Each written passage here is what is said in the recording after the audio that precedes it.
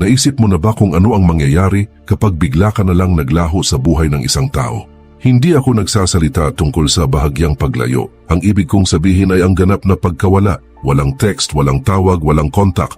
Ano kaya talaga ang mararamdaman nila kapag wala ka na? Sa mundo ngayon, patuloy na iniisip ng mga tao na pwede nilang ipagsawalang bahala ang iba. Baliktarin natin ang sitwasyon. Maglaho ka. At ipinapangako ko na guguho ang mundo nila.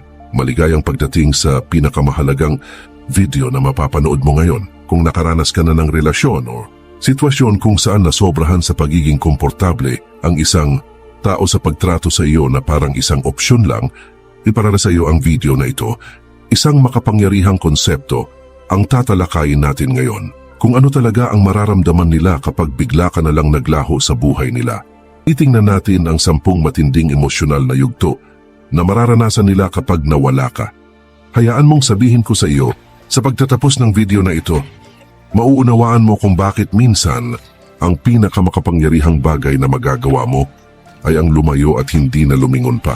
Kung handa ka ng tuklasin ang iyong halaga, kung handa ka ng hanap-hanapin ka nila ng sobra, mag-iwan ng komento sa ibaba na may mga salitang tapos na akong maging opsyon.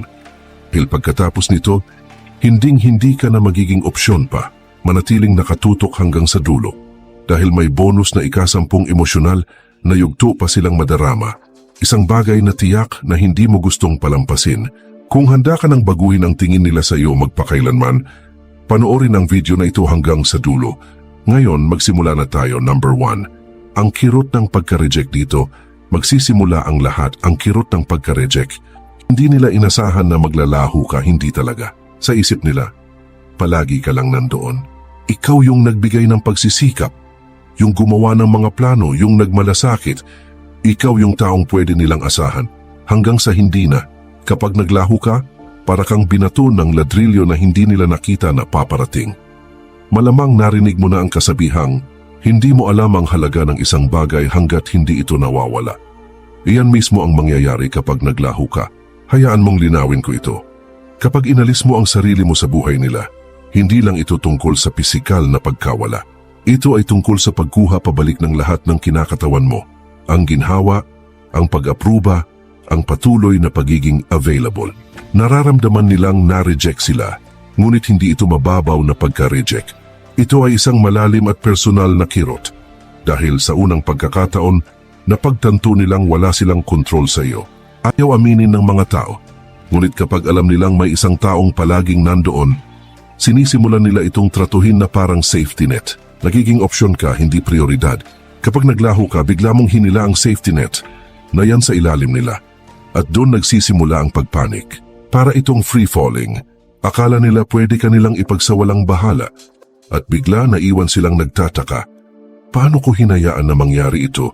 Paano ako nawalan ng kontrol? Ang kirot ng pagka-reject ay tumatama ng mas matindi kapag ikaw ay naging madaling kalingain. Ipinagpalagay nilang karaniwan na lang ang pag-ibig at presensya mo. Inakala nilang palagi ka lang nandoon anuman ang gawin nila. Ito ang tunay na kabalintunaan. Akala nila nagbibigay lang sila sa iyo ng mumo, ngunit sa katotohanan, ikaw ang nagpapanatili ng relasyon. Ito ang kailangan mong maunawaan kung gusto mong maramdaman nila ang kirot ng pagka-reject. Hindi mo sila pwedeng bigyan ng babala. Huwag mong sabihin sa kanila nga aalis ka. Huwag kang magbigay ng ultimatum at tiyak na huwag kang humingi ng atensyon nila. Umalis ka na lang. I-ghost mo sila. Kapag naglaho ka ng walang paliwanag, mas matindi ang tama dahil hindi nila ito nakita na paparating. Pinuwersa silang magnilay sa kanilang mga aksyon, ngunit malakas din nitong sinasabi sa kanila na tapos ka na sa pagiging binabastos. Kapag lumayo ka, huwag kang lumingon pa. Mararamdaman nila ang pagka-reject at maniwala ka sa akin, tatama ito sa kanila sa paraang hindi nila inaasahan. Ang taong akala nila ay kontrolado nila. Ang taong palaging nag-iistay anuman ang mangyari ay umalis na. Hayaan mo silang harapin ang resulta ta number 2. Ang kawalan ng pagkamis sa iyo dito na ito, nagiging kawili-wili. Matapos kumalma ang kirot ng pagka-reject, nagsisimula na silang makaramdam ng iba pa, kawalan. Hindi nila inakala na mamimiss ka nila, diba? Sa katunayan, malamang kinumbinsi nila ang sarili nila na hindi sila magmamalasakit kung umalis ka. Ay kung aalis sila, magmo-move on na lang ako, inisip nila. Pero ano ang mangyayari kapag naglaho ka na talaga? Sinisimulan nilang maramdaman ang kawalan, void, at hindi lang ito basta-bastang kawalan. Ito ay ang uri ng pagkawalang kumakain sa kanila. Ginagawa nila ang pang-araw-araw na gawain na palagi nilang ginagawa, ngunit may kulang. Dito nila napagtanto na ikaw ang nagdagdag ng kahulugan sa buhay nila. Ikaw ang nagdala ng enerhiya, init, at emosyonal na katatagan. Kung wala ka, tila walang kulay ang lahat. Alam mo, kapag ipinagsawalang bahala ka ng isang tao, ipinapalagay nilang bahagi ka lang ng likuran. Ipinapalagay nilang mapapalitan ang dinamika ninyong dalawa. Ngunit ito ang katotohanan. Walang sino man ang makakapagdala ng dinadala mo sa buhay nila. Maaaring subukan nilang punan ang kawalan ng iba, ngunit hinding-hindi ito magiging katulad. Nagdala ka ng natatanging enerhiya, isa na nagpadali, nagpasaya, at nagbigay katuparan sa kanilang buhay. Lumalaki ang kawalan sa bawat araw na lumilipas. Siguro inakala nilang mapupuksa nila ang pag-iisip sa iyo sa pamamagitan ng bagong karelasyon o ng mga kaibigan nila. Siguro inakala nilang makakapag-focus sila sa trabaho, papakabusog sa mga hobby para malampasan ka. Ngunit hulaan mo, nananatili ang kawalan na yan, nagpapaalala sa kanila ng nawala sa kanila. Ito ay isang patuloy na presensya na kumakain sa kanila dahil hindi nila inakala na mararamdaman nila ito para sa iyo. Ito ang kabalintunaan, hindi kanila pinahalagahan noong nasa kanila ka. Inakala nilang may mas maganda pa silang mahahanap, o baka inakala nilang palagi ka lang nandoon. Ngunit sa sandaling umalis ka, nagbabago ang lahat. Nagsisimula nilang mamiss ang maliliit na bagay, ang mga pag-uusap, ang tawanan, ang paraan mo ng pagpapadama na naiintindihan sila. Ito ang mga maliliit at pang-araw-araw na sandali na bigla nilang hinahangad. Ngunit wala ka na para ibigay ang mga ito. Kapag naglaho ka, siguraduhin mong gagawin mo ito sa paraang walang puwang para mahanap ka nila. I-block mo sila sa social media, burahin ang numero nila. Gawin itong imposible para sa kanila na aksidenteng kumustahin ka. Kapag mas napagtanto nilang hindi ka nila maabot, mas lumalalim ang kawalan na yan. Sa bawat pag-iisip nila sa iyo at pagtatangka nilang makipag-ugnayan ngunit walang bakas mo, lalaki ang kawalan. Hayaan mo silang umupo sa kawalang yan at tandaan ito. Hindi pinahahalagahan ng mga tao ang mayroon sila hanggat hindi ito nawawala. Hayaan mo silang mamiss ka. Hayaan mo silang maramdaman ang pagkawala. Kapag mas naramdaman nila ang kawalan na yan, mas magsisimula silang maunawaan ang dinala mo sa buhay nila. Number 3, matinding pag-uusisa, overwhelming curiosity. Sa puntong ito, lubog na sila sa kawalan at nagsisimula na silang maging desperado. Sumisipa ang pag-uusisa at ito ay matindi. Ang malaking tanong sa isip nila ay, nasaan na sila? Ano na ang ginagawa nila? Sino ang kasama nila? Nagiging obsession nila. Malaman kung ano ang nangyayari sa buhay mo dahil wala na silang access sa iyo. Ikaw ay isang misteryo at wala nang mas nakakabagabag pa kaysa sa hindi mo alam kung ano ang nangyayari sa isang taong dating napakalapit. Sa panahon ng social media, mas matindi ang yugtong ito. Titingnan nila ang Instagram mo, Facebook, TikTok, bawat platform para lang masilip kung ano na ang pinagkakaabalahan mo. Ngunit ito ang nakakainis. Wala kang ibinibigay sa kanila. Dilim ka. Walang updates, walang stories, walang posts, wala. At ito ang nagpapabaliw sa kanila. Bakit? Dahil ayaw ng mga tao sa hindi alam. Sa sandaling naglaho ka, nagwawala ang isip nila sa dami ng tanong. Dito pumapasok ang kanilang insecurity. Nagsisimula silang magtaka. Naka-move on na ba sila? May nakikita na ba silang iba? Mas masaya ba sila kung wala ako? Hindi nila kayang tiisin ang hindi pagkaalam. Kaya't nagiging fixated sila sa paghahanap ng sagot. Dito sila maaaring makipag-ugnayan pa nga sa magkakaparehong kaibigan ninyo. Sinusubukang kumuha ng impormasyon tungkol sa iyo. Magtatanong sila, ngunit masyadong mapagmataas para aminin na nagmamalasakit sila. Nakakalungkot talagang makita ang isang taong akala nila ay hindi ka nila kailangan, ngayon ay gumagawa ng paraan para lang malaman kung ano ang ginagawa mo. Ang totoo, ang pag-uusisa ay isang makapangyarihang emosyon. Kapag hindi makuha ng isang tao ang mga sagot na gusto nila, pinupuno ng isip nila ang mga puwang. Magsisimula silang isipin na may kasama kang iba. Iniisip kang mas masaya at mas kontento nang wala sila, at ang pag-iisip na iyon ay kumakain sa kanila araw-araw. Nagiging obsesyon ito mula sa pag-uusisa. At ito ang pinakamagandang bahagi. Mas kaunti ang alam nila, mas gusto nilang malaman. Ikaw ang nagiging isang bagay na hindi nila maiwasang isipin. Upang paigtingin ang kanilang pag-uusisa, kailangan mong maging isang multo, mawala ka ng tuluyan. Huwag kang mag-post ng anumang pwedeng magbigay sa kanila ng pahiwatig tungkol sa buhay mo. Hayaan mo silang magtaka. Hayaan mo silang magbabad sa sarili nilang pag-iisip. Sinusubukang alamin kung ano ang nangyayari sa iyo. Sa tuwing kukunin nila ang kanilang telepono para kumustahin ka at walang makita, mas lalo silang mababaliw.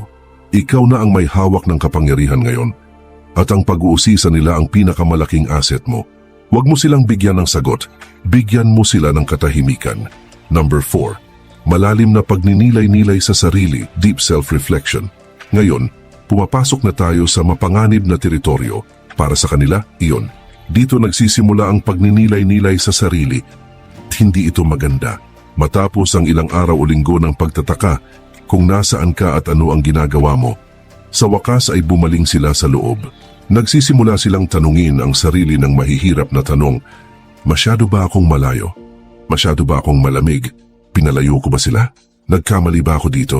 Nagsisimula ng pumasok ang pagsisisi at ito ay isang mapait na pildoras na kailangang lunukin. Ito ang realidad. Ayaw aminin ng mga tao kapag nagkakamali sila. Katangian ito ng tao. Ngunit kapag naglaho ka, pinuwersa mo silang harapin ang mga pagkakamaling iyon. Kung wala ka doon para panatagin sila o ayusin ang mga bagay-bagay, naiwan silang harapin ang sarili nilang pag-uugali at hindi iyon masayang karanasan. Nagsisimula nilang ulitin sa isip nila ang bawat interaksyon, tinatanong kung may nagawa ba silang iba. Naaalala nila ang mga oras na hindi nila sinagot ang text mo, ang mga oras na binaliwala nila ang damdamin mo, ang mga oras na pinaramdam nila sa'yo na parang huling option ka lang. At matindi ang tama nito sa kanila dahil sa kaibuturan. Alam nilang mayroon silang magandang relasyon, ngunit ipinagsawalang bahala nila ito. Ngayon natigil sila sa sarili nilang pag-iisip at ang mga pag-iisip na yon ay malupit. Ang yugtong ito ay lalong makapangyarihan dahil ito ay panloob, internal. Hindi ka na nila pwedeng sisihin. Wala ka na sa paligid para makipagtalo o gumawa ng mga dahilan para sa kanila. Ang tanging pwede nilang sisihin ay ang sarili nila at mahirap lunukin yon. Lumalalim ang pagninilay-nilay sa sarili habang tumatagal ang panahon at habang mas nagre-reflect sila, mas napagtatanto nilang sila ang dahilan kung bakit nagkamali ang mga bagay. Naiipon ang pagkakasala. Nagsisimula silang maghangad na sana ay makabalik sila sa nakaraan at gumawa ng iba. Ngunit huli na para doon ngayon. Sa yugtong ito huwag kang makipag-ugnayan. Huwag mong subukang ipaliwanag kung bakit ka umalis o iparamdam sa kanila ang pagkakamali ng kanilang mga paraan. Hayaan mo silang alamin ito sa sarili nila. Ang pagninilay-nilay sa sarili ay pinakamakapangyarihan kapag ito ay nangyayari sa loob. Kapag mas marami silang oras na ginugol sa pagre-reflect, mas matatanto nilang sila ang dahilan kung bakit sumama ang mga bagay. Hayaan mo silang manatili sa pagkakasala na iyon. Ito ay isang mahalagang aral na kailangan nilang matutunan. Number 5. Ang matinding pagnanais na habulin ka, the urge to pursue you. Ngayong nakagugol na sila ng sapat na oras sa pagninilay-nilay sa sarili, may nagbabago sa loob nila. Mula sa pagtatanong sa sarili, gusto na nilang bumalik ka. Nagbaliktad na ang sitwasyon. Ikaw ang dating nagbigay ng lahat ng pagsisikap. Nagmalasakit, naghabol. Ngunit ngayon turn na nila. Ang matinding pagnanais na habulin ka ay nagiging labis. Hindi ka nila maiwasang isipin. Hindi nila mapigilang gustong makipag-ugnayan at hindi sila mapigilang magtaka kung huli na ba para ayusin ang mga bagay-bagay. Nagsisimula silang magpadala ng mga text na iniisip kita. Magla-like sila ng mga luma mong post sa Instagram. Baka mag-iwan pa nga ng komento sa isang bagay para tingnan kung sasagot ka. Maaari silang magpadala ng late night message pagkatapos uminom. Umaasang buhayin ang nawala. Ito ang punto. Hinahabol ka na nila ngayon. Nagbago sila mula sa pag-iipagsawalang bahala sa iyo tungo sa desperadong pagnanais na bumalik ka. At dito mo hawak ang lahat ng kapangyarihan. Malakas ang pagnanais na habulin ka, ngunit hindi mo kailangang sumagot. Katunayan, hindi ka dapat sumagot. Hayaan mo silang maramdaman ang pagkadesperado. Hayaan mo silang magtaka kung nag-move on ka na ba kapag mas naghahabol sila. Mas napagtatanto nilang nawalan sila ng kontrol sa sitwasyon. Hindi na sila ang may hawak ng itaas na kamay at yan ang nagpapabaliw sa kanila. Kapag nagsimula na silang maghabol, huwag kang magpadala. Sa sandaling sumagot ka, babalik sa kanila ang kapangyarihan. Masyado kang nagtrabaho ng husto para mabawi ang iyong halaga at hindi ito ang oras para ipamigay iyon. Hayaan mo silang habulin ka, ngunit huwag mong bigyan ng gantimpala ang kanilang mga pagsisikap. Ang katahimikan ang iyong pinakamalakas na kasangkapan dito. Hayaan mo silang maramdaman ang frustration ng pagnanais sa isang bagay na hindi na nila makukuha. Number 6. Ang labanan ng relief at regret. The battle between relief and regret. Kapag una kang naglaho, maaari silang makaramdam ng panandaliang ginhawa, relief. Iyon ang paunang pakiramdam ng kalayaan. Sinasabi nila sa sarili nila, sa wakas, hindi ko na kailangang harapin sila at baka maging masaya pa sila tungkol dito. Ngunit ito ang tungkol sa tinatawag na kalayaan na iyon, isa itong ilusyon, nakakakilig sa una. Ngunit mababaw at panandalian, lumalabas sila nakikipag-hangout sa mga kaibigan nila, nag-swipe right ng ilang beses, sa isang sandali iniisip nilang magiging ayos ang lahat. Ngunit sa sandaling sila ay nag-iisa, nakaupo sa kanilang tahimik na apartment o nag-i-scroll sa kanilang telepono, doon nagsisimulang pumasok ang pagsisisi, regret. Nagsisimula silang mapagtanto na ang kalayaan ng wala ka ay isa palang kawalan, na ang mga taong inakala nilang makakapalit sa iyo ay mga pampalipas oras lang. Ito ay parang pag-inom ng tubig alat kapag nauuhaw ka. Parang solusyon, ngunit mas lalo lang silang magiging dehydrated, mas desperado at mas nagsisisi. Higit pa rito, sa mundo ngayon ng kaswal na dating at hookups, madalas iniisip ng mga tao na ang pag-move on ay magiging madali lang tulad ng paghahanap ng bago. Ngunit hindi. Mabilis nilang natutunan na hindi mo mapapalitan ang isang taong nagbigay sa iyo ng emosyonal na katatagan at totoong koneksyon sa isang mabilisang solusyon, walang kabuluhang fling. At iyon ang realisasyon na tatama sa kanila ng husto. Hayaan mo silang maranasan ang kalayaan na ito. Huwag kang magmadaling bumalik kapag nagsimula na silang makaramdam ng pagsisisi. Hayaan mo silang manatili sa walang laman na espasyo na inakala nilang magiging napakaganda. Tandaan, ang relief na una nilang naramdaman ay pansamantala. Ngunit ang pagkawala mo ay hahanting sa kanila sa paraang hindi nila inaasahan. Number 7. Ang pagnanais na maglaro, the desire to play the game. Kapag tumimo na ang pagsisisi, nagpapanik sila. Gusto na nilang kontrolin ang sitwasyon, ngunit hindi nila alam kung paano. Kaya ano ang ginagawa nila? Susubukan nilang maglaro. Nagsisimula silang sadyang magpanggap na malayo. Sinusubukang magpaselo sa iyo. Nagpo-post ng mga larawan kasama ng ibang tao. Pinapamukhang masaya sila nang wala ka. Baka mag-post sila ng kakaibang status tungkol sa pag-move on o isang selfie na pilit.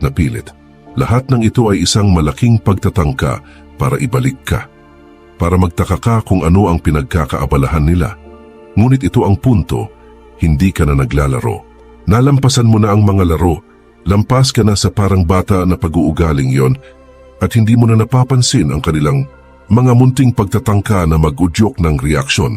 Iniisip mga tao na ang manipulasyon sa pamamagitan ng paninibugho o pagpapakipot, playing hard to get, ay magpapahabol sa iyo. Ngunit ano ang mangyayari kapag tumigil ka na sa paghabol, kapag napagod ka na sa laro? Ibibigay nila ang lahat sa iyo. Mga patagong bira, mga passive-aggressive na komento, at mga pinagrabe-grabing posts sa social media. Ngunit wala sa mga ito ang gumagana dahil hindi mo sila binibigyan ng atensyon na hinahangad nila. Hindi ka nakikisali sa kanilang mga taktikang parang bata. At iyon, kaibigan, ang nagpapabaliw sa kanila ng husto. Kapag hindi na sila makakuha ng reaksyon mula sa iyo, tuluyan silang nawawala ng kontrol. Naiwan silang nagpapagapang-gapang. Nangangapa sa isang bagay na hindi na nila kayang manipulahin. Huwag kang makisali. Baliwalay ng mga kakaibang post. Huwag kang mag-react sa mga larawan. Ang laro lang nila ay gagana kung ikaw ay maglalaro. Ang sandaling tumigil ka sa pagsagot ay ang sandali kung kailan napagtanto nilang nawala na ang kapangyarihan nila sa iyo. Number 8. Ang nakalulunod na bigat ng katahimikan. The crushing weight of silence. Ang katahimikan ay isa sa pinakamakapangyarihang kasangkapan na magagamit mo kapag naglaho ka. Ang pagkawala ng iyong mga salita, ng iyong mga text at ng iyong presensya ay mas malakas magsalita kaysa sa anumang pwede mong sabihin. Nagiiwan ito sa kanila ng sarili lang nilang mga iniisip at dito na ito nagiging mahirap para sa kanila dahil ang katahimikan ay napakabigat, hindi matitiis. Nagsisimula na silang questionin ang lahat. Nagsisimula silang alalahanin ang lahat ng pagkakataon na binaliwala nila ang mga tawag mo. Lahat ng pagkakataon na sobrang abala sila para sagutin ang mga text mo. At ngayon, gagawin na nila ang lahat para makarinig sila mula sa iyo. Ang katahimikan ay parusa para sa isang taong sanay na may kontrol. Inaasahan nilang makikipag-ugnayan ka. Inaasahan nilang magtatanong ka kung ano ang mali o magmamakaawa para sa paliwanag. Ngunit ano ang mangyayari kapag hindi mo ginawa? Ano ang mangyayari kapag naglaho ka? At kailangan nilang umupo doon sa katahimikan, nagtataka kung tuluyan na ba silang nawalan sa iyo. Hindi nila